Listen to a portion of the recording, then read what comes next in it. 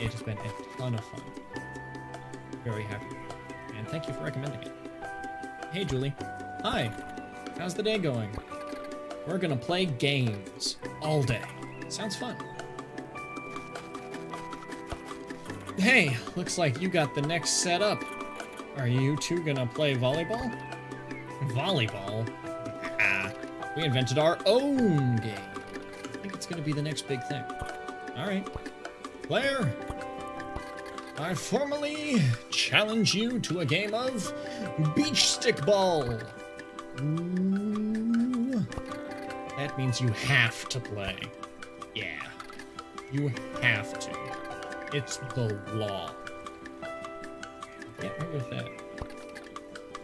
You can't fight the law. Okay. I'll play. Yay! So, how do you play? Step over to the other side of the court, and I'll teach you everything you need to know.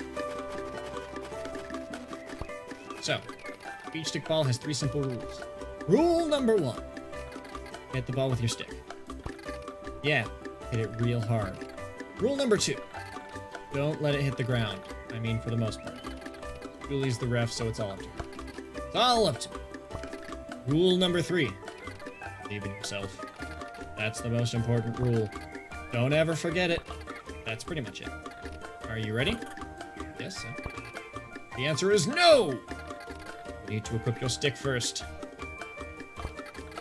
You need to equip the stick! A wooden stick. Let's go. Okay, ready, set, go. Dang. Oops. Did I lose? Nope.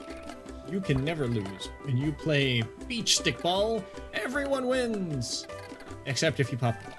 Then I guess you lose. Otherwise, beach stick ball is a purely co-op game. I mean, co-op? Nope. Oh, yeah. Co-op. It means we work together to get a high score. That sounds nice. We get a point for every pass we make. If we can get to 10 points, I'll give you a prize. Okay, here we go. I'll smack it like that. Oh no! I'm not very good at this. Okay, let's do this. Come on, come on. No! Okay. Oh no! Oh. This is so stressful! Oh my gosh. Oh no! Oh! Yeah. Oh, what? It totally counts. What do you think, Claire? It counts. Yeah, see? Fine. You get 9 points then. Yeah, that's still not enough. Okay, good. 1, 2, 3, 4, 5, 6, 7, 8. No! I counted 9 hits. Oh, almost there. Time. 1, 2, 3, 4, 5, 6, 7. This is more intense when I play Tetris. 8, 9, 10, 11, 12. Let's just see how high I can get this time. This is way more intense than when I played Tetris.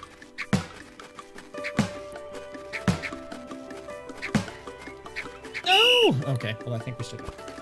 I counted 21 hits. Yes! We did it. As promised, I got a prize for you. Take this. Golden feather. You're really good. I also wanted to give you a second prize for making a point. I'm gonna give you all the money in my pocket. Jeez. Whoa, that's a lot. I don't want to take all your money. That's okay. My family's rich. Oh. Well, okay, I guess. Eat the rich. What do you think? How do you like the big chair? It's great. Glad to look it.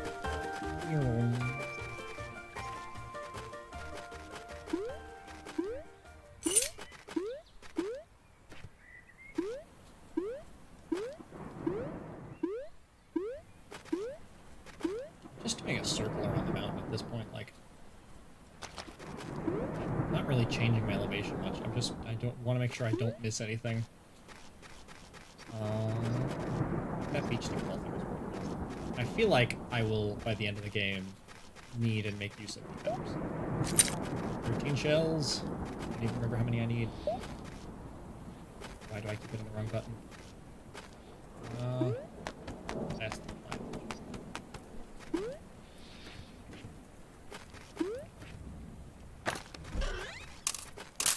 This platforming reminds me of Jedi Fallen Order. Not even sure if that's the name of the game, but good game. I enjoyed it. Use these things. Bonk, bonk. Doesn't seem to do anything. Maybe I can use it to get that locked cave.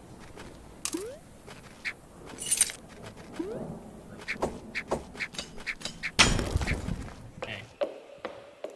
Okay, here we go. Here goes nothing. Oh, this is the other side of the mountain. Yeah, this is back where I was originally. Sweet. So I unlocked kind of a shortcut.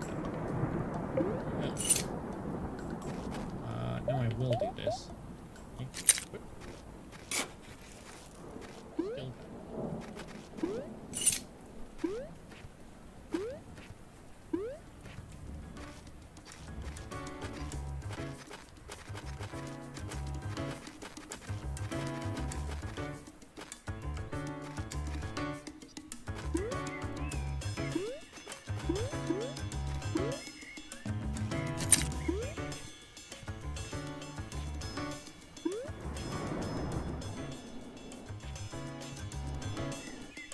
Hey, it's Gulliver from Animal Crossing. This is where you spend the rest of your time. Howdy. Hi. What you doing? Taking a break. Don't tell anyone, alright? I won't. I don't even know who I'd tell. Good. I can't wait to be done today. My shift's over. I'll be out catching me some rare fish. It's my hobby, you see. Happen to net some fish yourself, bring them to me and I'll trade you a coin. I caught some fish already. Oh? Can I take a look at them? Look at this. Boom. Sell. Northern pike, eh? I'll give you 20 for it. Sweet. That all? Oh, look at this. Boom. Look at that. The common carp. I'll give you 5 for it. Is that all? That's all for now. Treasure map. How do I use a treasure map? I'm picking up a lot of stuff. An ancient incarnation of the cell phone. Just to contact Avery. I love that description of walkie-talkie. Treasure map. It's less of a map and more of a bunch of riddles. Read. It says, his vessel was lost on the water, but the beacon found and caught her. So he buried his trade at the end of its shade to keep safe from the lightkeeper's daughter. No idea what that means. Sounds like something near the lighthouse. I could not make any guesses past that.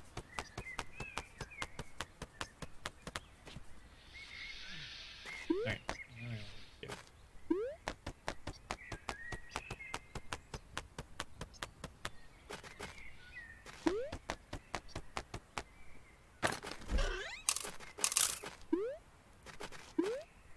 'Coin? Oh, I thought I saw a coin drop down there.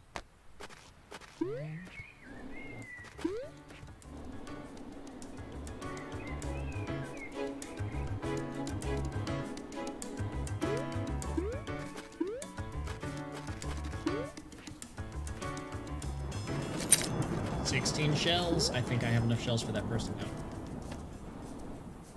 1 in shells.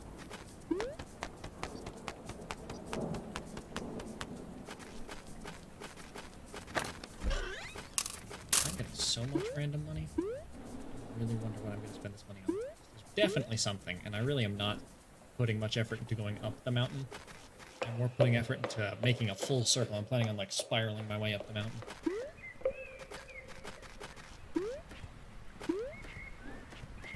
Because of the way I'm playing this will absolutely take more than one stream to make it through. Yes, absolutely am nerd, am okay with that.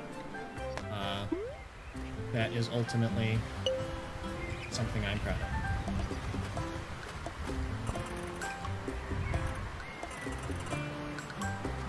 Who is it back here that wanted a bunch of shells?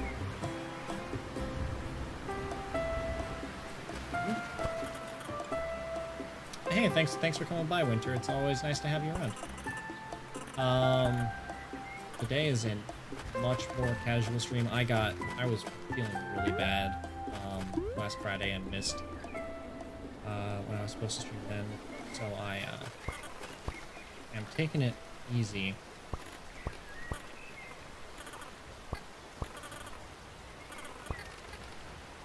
I do what it takes to survive. I never promised you anything. Actually, I do have something for you. A new job. I already have a job. Make this your side gig. What if I don't take it? It's your loss. Good jobs are hard to find. What'll it be? I'll take your side gig. Good. Take this. Deliver it to Ranger Man. Wow. I guess, yeah, it's still winter. Proof of global warming. It's starting to be very not cold where I am on some days, and some of the trees are starting to bud, which is weird. I like seasons, and I like seasons to all take place. I want to experience the 4 seasons. I want summer, fall, spring, winter, not in that order. So when I feel like I'm getting cheated out of one of the seasons, and winter is my favorite season, but that's just because I'm very warm-natured anyway. Okay. Yeah, well, I think negative 63 Fahrenheit, negative 53 Celsius is a bit, that you're right, that's probably pushing it a little bit for me. That might be a little bit too cold. I'm more of like a -8 kind of guy. I've got delivery. It's from Jen. Oh wow, it's so pretty. She's such a sweet girl. Collecting all those shells must have taken a lot of work, actually. And oh, I remember something. I found this golden feather in the cabin. I figured you could use it. Sweet. Well, thanks. This is your timing. Is this like a reward for delivering the necklace? No. Huh. When I was in... Gosh, back when I was in...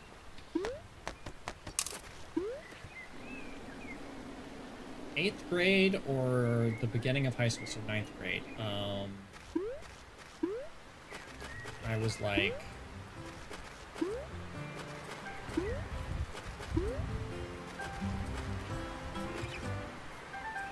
14 at the time. I lived in Ohio, and Snowmageddon happened. It was a bunch more snow than usual, and a bunch of states were getting snow. It got as far south as Georgia, which everybody freaked out and panicked, which was really funny living in a northern state where people are well equipped for snow, watching a state not equipped for snow and ready for it panic and freak out because they don't have what it takes and the equipment they need to keep the roads clear. So a light dusting of snow happens, like it's nothing, and everything has to completely shut down because they just don't have the tools to handle anything. But it ended up with a couple feet of snow on the ground, and it was consistently like -8 without wind chill. And the state had to pass an extra law allowing the governor to have more days of school canceled for emergency weather without having to add days to the end of the school year. Because, let's see, a sturdy pickaxe. It might be able to break them.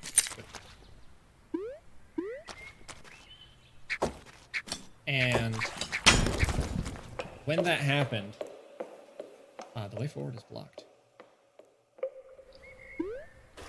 Find the other side of it at some point. And when that happened, there was no school for weeks, and kind of like with the pandemic and people having to figure out how to do things online and make this transition, the school had to find a way to kind of keep school going at a point with none of the students coming in. It was like pandemic 0.0, like, you know, the early trial run version of stuff that they would now use for helping to keep school remote, because it wouldn't be safe for kids who needed to use the bus to stand at the bus stop for like 25 to 30 minutes outside with how cold it was. It was too cold for them to safely stand at the bus stop, so school was canceled for weeks and weeks. And then I would have to go out and, like, you know, it'd be, hey, Alex, can you go outside and shovel the driveway? Okay. I go outside and shovel the driveway. And I don't get cold when I'm going outside to do this. I just get numb. It goes from, like, I'm fine to I can't feel anything, so I'm fine still, kind of. It's not uncomfortable. It's just concerning. I shouldn't feel nothing. That's not how this is supposed to work. That's about one of the top 2 crazy, odd cold experiences I've had. Yo, this updraft is on point. You can get some sick dives on it. How do you dive? Ah, dang, it's easy, but it takes some practice. You gotta hear me out. First, you gotta be gliding, as you know. You glide by holding A, then, if you're high enough off the ground, release your joystick to dive down. You must still remember to hold A. That's the tricky part. A good dive, you can build up a lot of speed. Practice by gliding over the updraft. That'll give you a lot of height to it. Although, to be fair, anything over 39 Celsius, which is roughly 100 Fahrenheit, and shuts everything down. That's fair. On the flip side of Ohio, where I was born and grew up, in the southern United States, in Georgia, we would regularly have, like, 100 to 110 degrees. And that would just be, well, you know, it's just hot out. Drink water. It was not fun. Always had a bad time with that.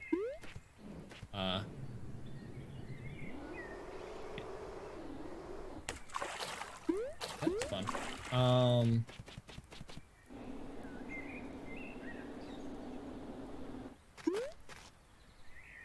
think it was 3 years ago when we hit 39 Celsius, and yeah, government panicked. Some people actually died from the heat. Yeah, there's a point. It can be too cold, and it can be too hot. And either of those is not fun. Very much so. Oddly enough, when I lived in Ohio, I lived there during the hottest days on record, too, when I was doing a Boy Scout camp out. And it was between 100 and 110 every day. I have the lighthouse on the other side of the island, and I've done a full loop around the island. Sweet.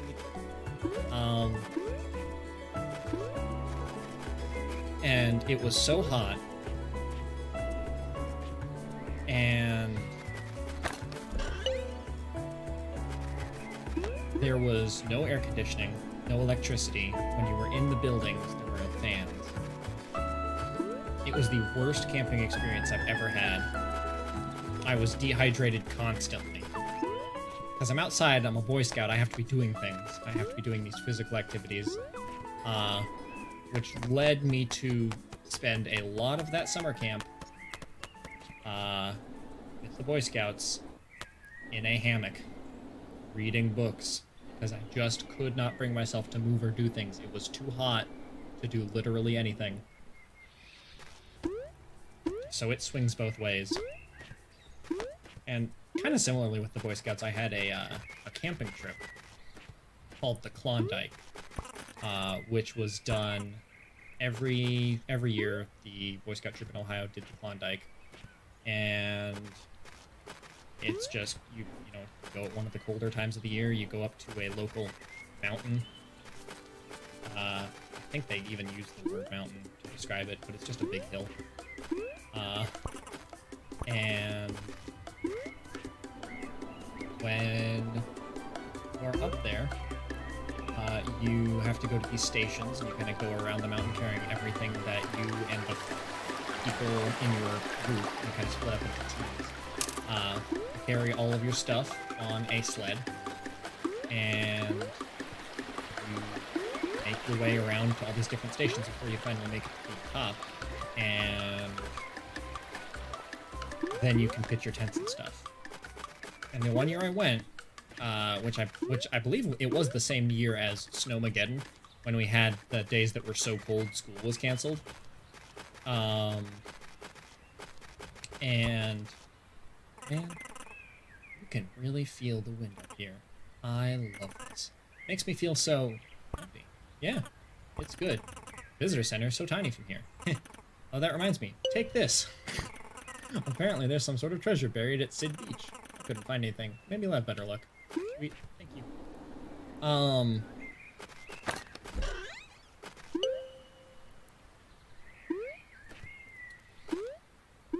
And so it was too cold to cancel school. It was so cold it canceled school, but when it was just cold enough for us to be okay doing things again, Klondike happened. So there were multiple feet of snow on the ground, and we had to carry all of our equipment on a sled with at least one person riding on the sled at all times to like 14 to 15 stations before we were allowed to make camp and make food and that sort of thing. And it ended up being this crazy experience, and I was the leader of one of the 2 teams that our troop split into. Which we got to name our team, and I worked with my best friend who was also a part of that team, and we named it Alpha Team. And the other team was named, like, I don't know, the Atomic Rabbits or something like that. I don't remember. It was totally unrelated. And my best friend and I came up with a theme song that we sang because we were 15 and pretty happy to be just nerds having a good time. Because if you're comfortable with who you are and what you're doing, you can have a great time doing just about anything. That's kind of the key to things for me, is just have a good time. And if you're having a good time, why does it matter what other people think of? Unless what you're doing is harmful or infringing on somebody else's ability to have a good time. That's the philosophy major in speaking. This painting is working. What? I like it. Thanks. This park is special to me, but I don't think I'm going to impress anyone with these. Hey! I'm impressed. I mean, like, leave an impression on anyone. I have to show people that I'm achieving something while, like, academic. I heard there's a graveyard in the shadow of the mountain. I'm gonna try that next. I do like that, like, I occasionally run into this painter, and I know where that graveyard is, and I kind of want to just go there to see them. I remember hearing about DC calling on Canada for help during a snowstorm. They had Canada airlifted snowblowers, shoveler equipment needed across the border. Needless to say, many Canadians had a hearty chuckle. Oh, I totally believe that, and that's fantastic. And the funny thing is, Canadians can get a chuckle about the people to the south of them being caught a bit unprepared, and then the people in the northern United States have a bit of a chuckle at the people in the southern United States being unprepared. Because there's always somebody further south, and when the colder the snow gets there and they're not ready for it and they freak out, it's pretty funny. I love that. I'll have to look that up because that's pretty fun. Hey kid, wanna buy some golden feathers? This really feels like a say no to drugs situation. And I'm not saying I'm hooked on golden feathers or anything, but also I gotta have them. Be 100 coins per feather. But that's more than twice as much as the visitor center. Go buy feathers from them then. Maybe I will. You buy my feathers? What? Oh, whatever. So, let's see if they still have them. Visitor center. I am fine. Looking it down the mountain. I think the visitor center's like this way. That was so fast.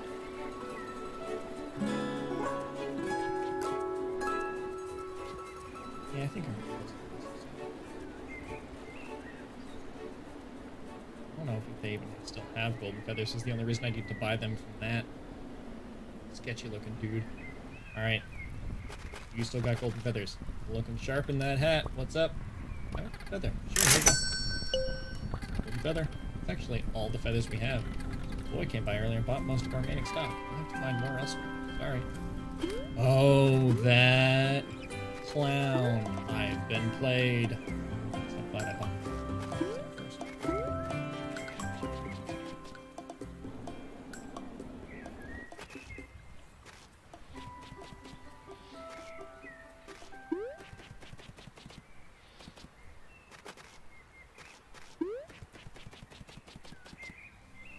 A golden feather. I am so glad I was randomly flapping my wings for no reason.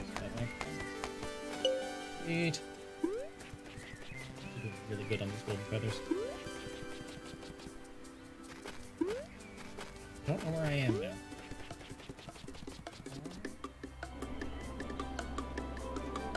Is any of this looking familiar? That's the dog I talked about.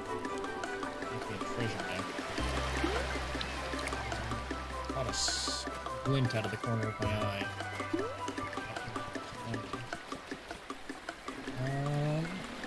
Looking familiar. Very familiar.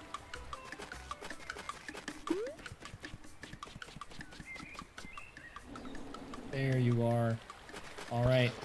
So you gonna buy my feathers or what? Fine, give me drugs. Heh. By the way, do drugs, kids.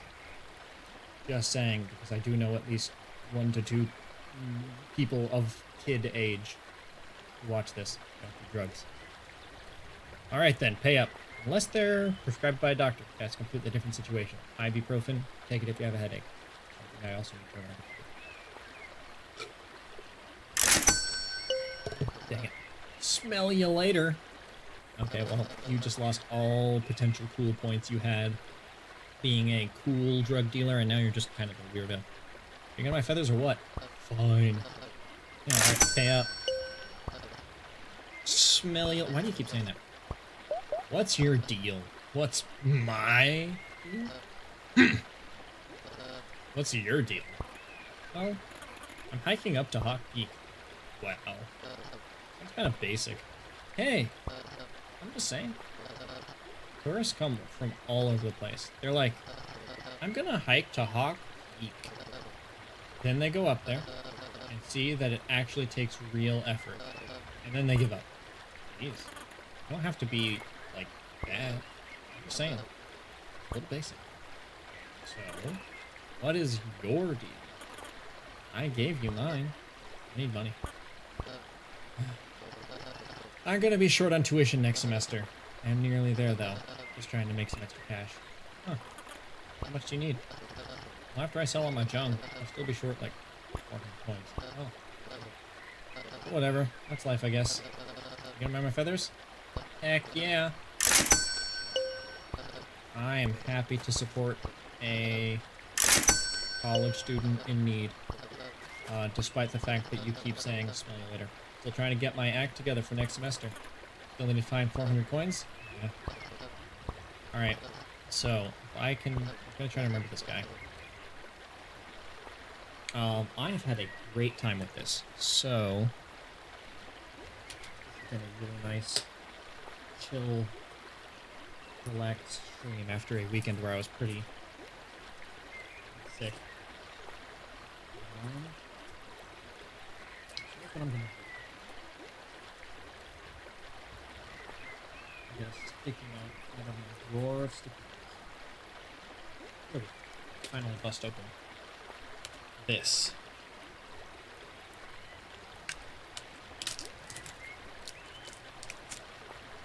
Got my sticky notepad. I use sticky notes religiously. It's when I read books or have to take notes and things, I just slap sticky notes all over them.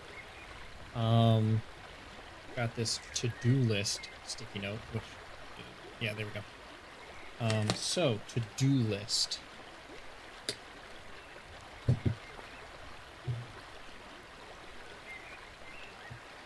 Got a pen. To-do list. 400 coins to give to drug dealer college kid.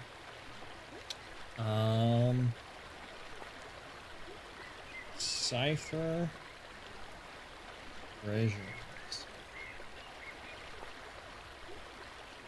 What else do I need to do?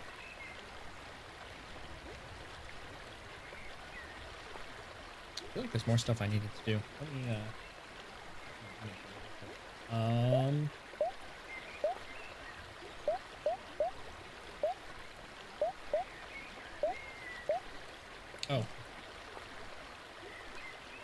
Participate in the race. This entire weekend has had everyone on edge, lol. A cold snap that had the temperature plummet to -40 or lower. This morning was the coldest. It should gradually warm up from here. Jeez. Yeah, that's the kind of cold snap where things start to break down and you really got to stay inside and keep warm. That's a lot. I hope that you, being winter, have been able to stay warm enough and are doing all right. That is a lot. Jeez. I can understand why that would be pretty nerve-wracking and put you on edge. There's cold, and then there's way too cold.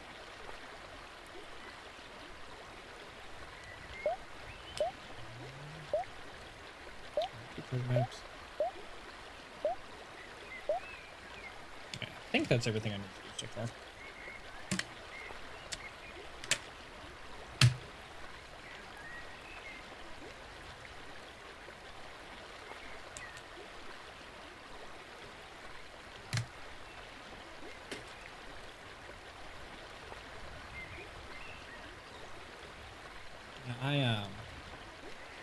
Gosh, there was another Boy Scout opportunity I had.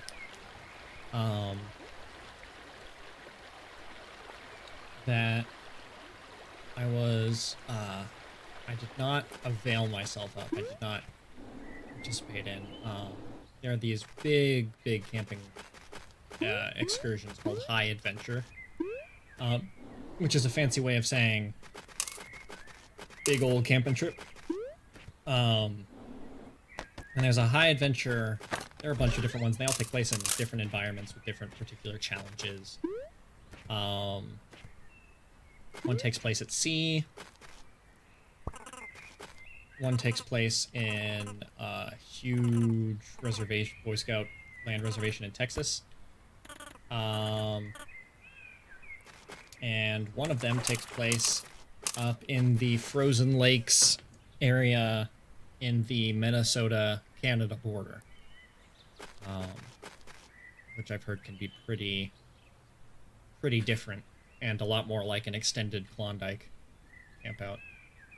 Tonight it's dropping a bit to -45 Celsius. Yikes. And sometimes I get too hot when I sleep and I turn on the air conditioning. Really, gives some perspective. I might stop it here and figure out what this bucket does to my to-do list. Well, I hope you're able to stay warm, Winter. That is quite a bit. Thankfully, our ancestors have put some decent forethought into inventing the indoors. That's why I don't go outside too much. Because it would be disrespectful to toss aside all the hard work that humans have done to perfect the indoors by going outside.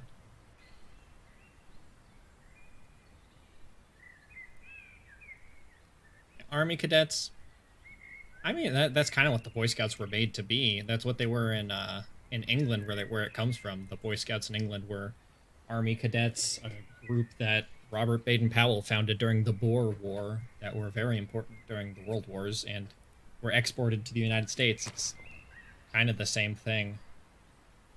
And in a lot of ways, it's maintained a lot of that. Although I'm sure that there's a chunk of differences in that experience, and also that Army cadets in Canada would look different than it does in the U.S., because most schools have a Army Cadet Club type thing, the ROTC, or ROTC, which I never did anything with, and I knew a couple of people who did, but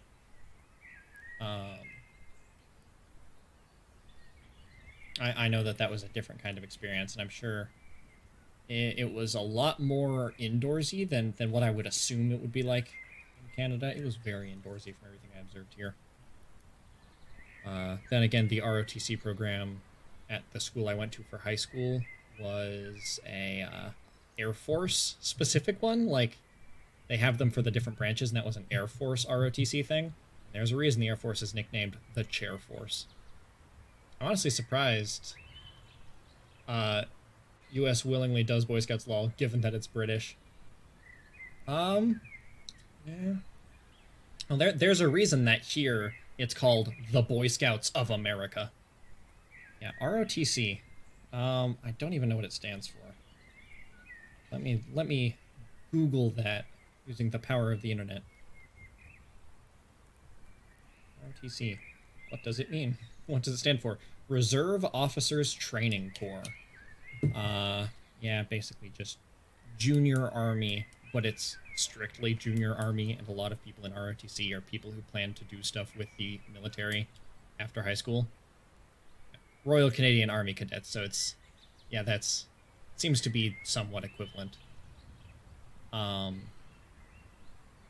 the Boy Scouts of America specifically,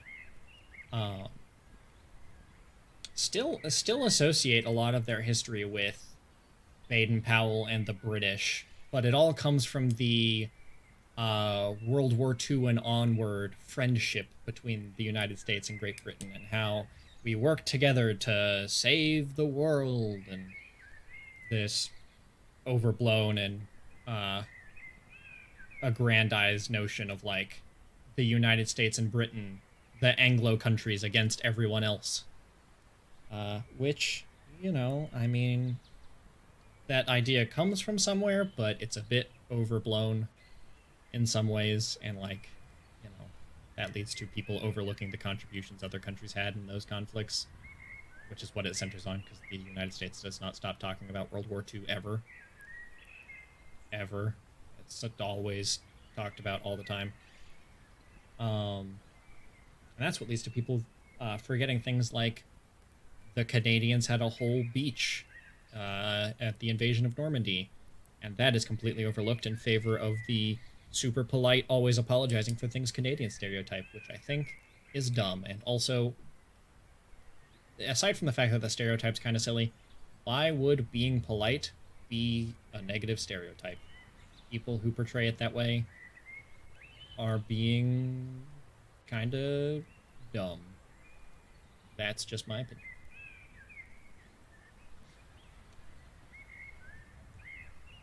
Last thing on the to-do list, figure out what this bucket is for, because I did not read what that sign said. My terrible handwriting. And the Canadians were the ones that got the furthest on their beach. Oh yeah. During the First and Second World War, the Canadians and the Anzacs, some of the fiercest fighters. There's a reason that in the First World War they were the British Empire's shock troops. And during the Second World War, they served a lot in, like, special forces and frontline operations roles.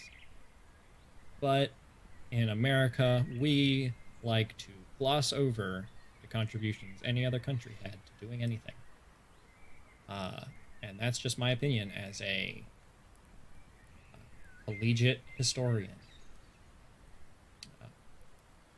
I think that the way history is handled here is really stupid, and I have a lot of complaints, and that is just scratching the surface.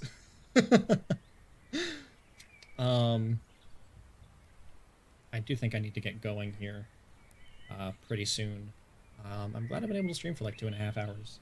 And I appreciate you hanging around and chatting as always, Winter. It's always lovely to have you. I need to finish doing my laundry and then pick my wife up from work. But I will be back maybe tomorrow for a bonus one, because I might not have my usual Tuesday evening plans, but definitely on Wednesday. And I hope to see any of y'all later this week.